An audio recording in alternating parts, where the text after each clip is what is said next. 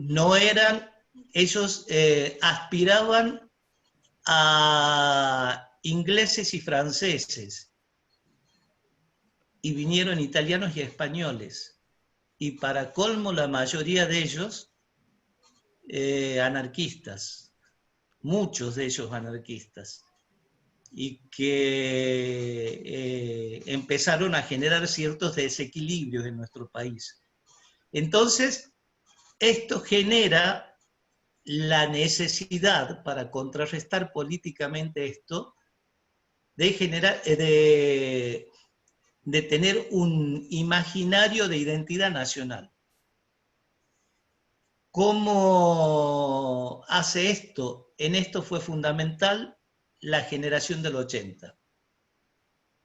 La generación del 80, así como, como Mitre nos inventó una historia hacia atrás, porque a esta altura creo que quien más, quien menos, ya sabemos que Mitre nos construyó una historia. La generación del 80 nos construyó una cultura. Nuestras danzas perdieron la frescura que tenían originalmente. Y fueron cristalizándose a efectos de poderlas transmitir mejor. Se generaron coreografías fijas, métricas determinadas. Asimismo, nuestro país recibe el aporte temprano de la tecnología.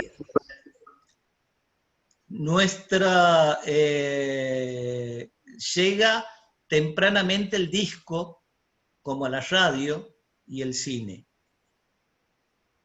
El disco originalmente, ese disco de pasta que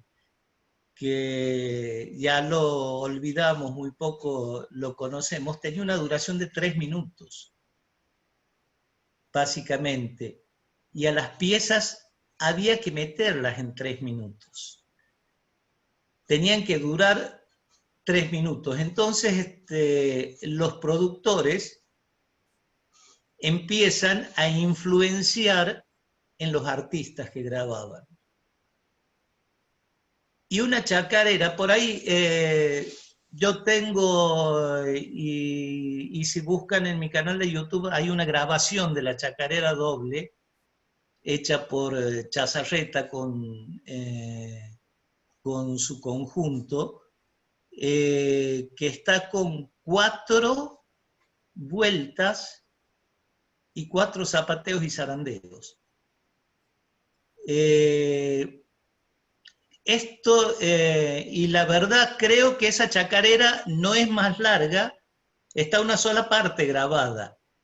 Y en el disco no queda ni siquiera la parte negrita del final a donde se desplaza el brazo. Para los que tienen más edad y han conocido los tocadiscos, al final del disco había una parte negrita donde se desplazaba el brazo y el brazo volvía automáticamente. Bueno, este disco no la tiene porque no tenía más espacio. Es una chacarera con 4 interludios, o sea, 4 vueltas y 4 mudanzas. Y creo que no duraba más porque no había más disco. Esto me lleva a pensar, y me arriesgo a decirlo porque no tengo más documentación respaldatoria, que la chacarera era una serie interminable de copla, interludio, y que se bailaba vuelta, zapateo y zarandeo, vuelta y zapateo y zarandeo, hasta que alguien decía, basta, generalmente los músicos. Y esto también le da sentido a las voces de mando, porque si nos ponemos a pensar, bueno, cuando definimos la introducción tiene como función que se ubiquen los bailarines.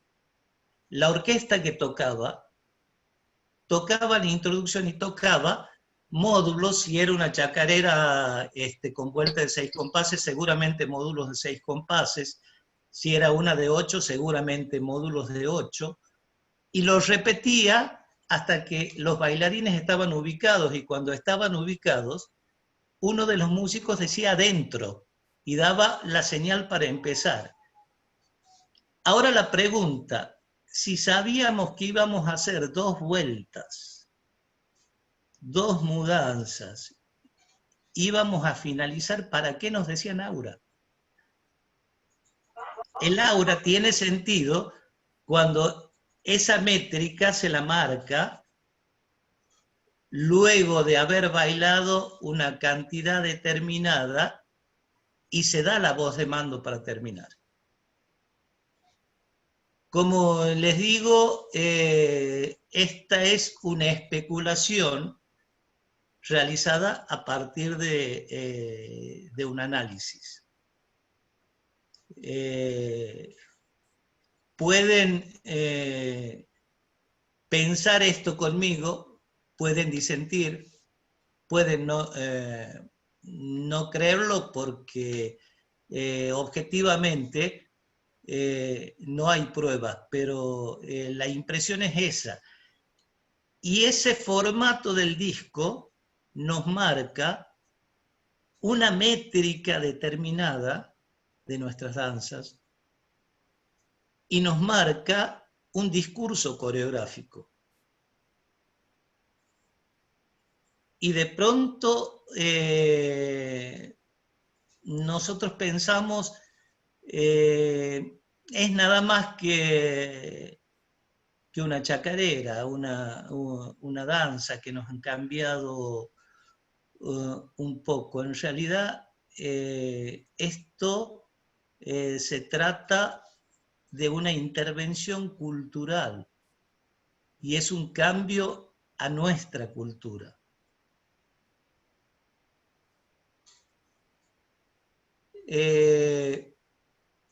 Bueno, continuando. Estas cristalizaciones que pasan después de este proceso, a su vez, sufren otros procesos un poco más complejos. El disco, los escenarios, la radio y luego el cine transmiten estos formatos, los publican. Y como normalmente hoy decimos, uy, mucha televisión, están viendo mucha televisión y estamos influenciados por eso, bueno, antes también pasaba. La gente tomaba estas cosas que veía y se reapropiaba. Entonces, estos formatos se repopularizan y se refolclorizan. Más allá de que mis maestros me miraban feo por este concepto, pero hay un proceso de refolclorización.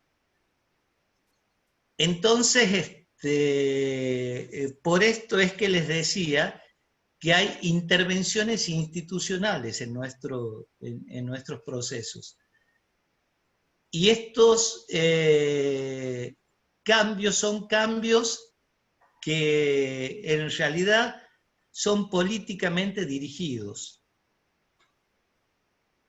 Y tienden generalmente a procesos que responden a intereses fundamentalmente económicos.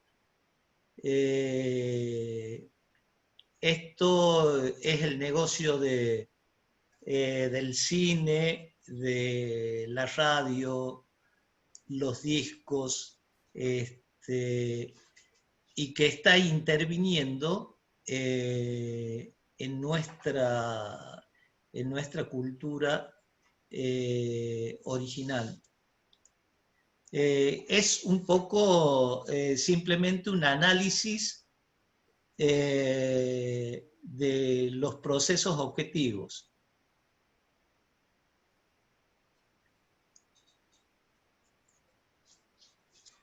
Y de hecho aquí se vislumbra una fuerte intervención intencional o no, que la dejo opinión abierta, de grupos hegemónicos en la dinámica del proceso de construcción identitaria.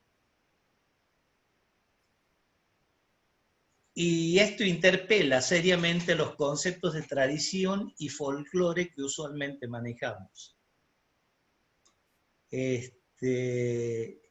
Y nadie tiene que cambiar lo que hace, pero sí tenemos que acostumbrarnos a tratar de llamar las cosas por su nombre. Y fundamentalmente, bueno, los quiero, yo sigo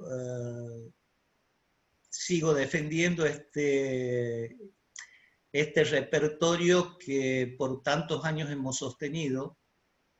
Es más, hoy estoy dando clases en la Universidad Nacional de las Artes, y en mis clases de danzas sostengo este repertorio, pero trato de acercarme más a los desarrollos y las construcciones espontáneas, y trato de que mis estudiantes puedan hacer un análisis crítico de todo lo que hacen.